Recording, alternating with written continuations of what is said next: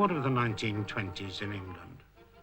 Though the Great War remains sombre in memory, new growth was apparent. The greatest of opening pairs, Hobbs and Sutcliffe, impressed themselves into British subconsciousness.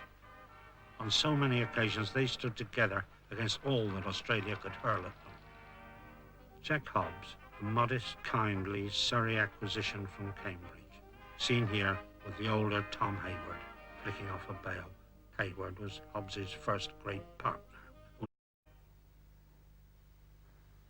They said nobody would ever compare with W.G. Grace, though some conceded Ranjit Singh might be a special case.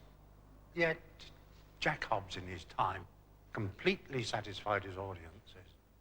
Never more than in 1925, when he first equaled and then passed W.G.'s record of 126 centuries. He'd been followed around for almost a month by the faithful crowds and the press.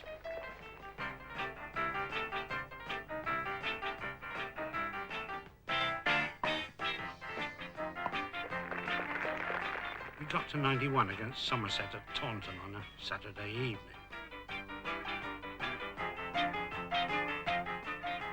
The Sunday was the day of rest, calm as it might have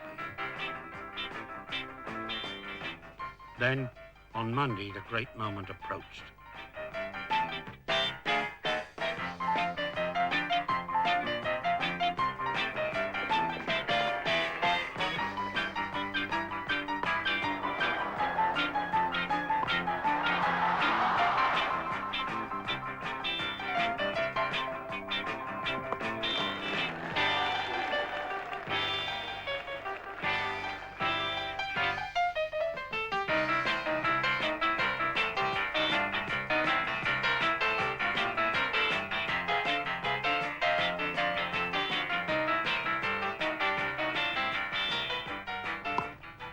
Ironically, after all the suspense, the cameraman was caught napping, and the stroke with which Hobbs reached his 100 had to be faked later. But not the gesture of his captain, Percy George Fender, who took him out a drink to celebrate. It was dry ginger ale. He'd done it. And the next day, when all the pressmen but one had departed, and the world had returned to normal, Jack quietly went out and made his second century of the match to take him clear of WG. Jack Hobbs played until his 52nd year.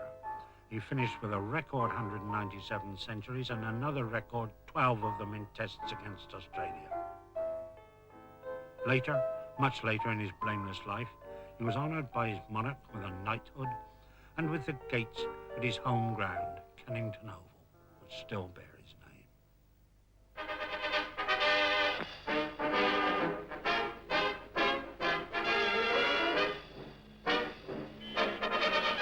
Jack Hobbs is a proud man today because the Hobbs Gate at the Kennington Oval is being opened in his honour by Mr. Lucian Gore, President of the Surrey County Cricket Club. The erection of the gate is a tribute to the greatest living ex-England batsman. English batsmanship of the 1920s will always be remembered for Hobbs,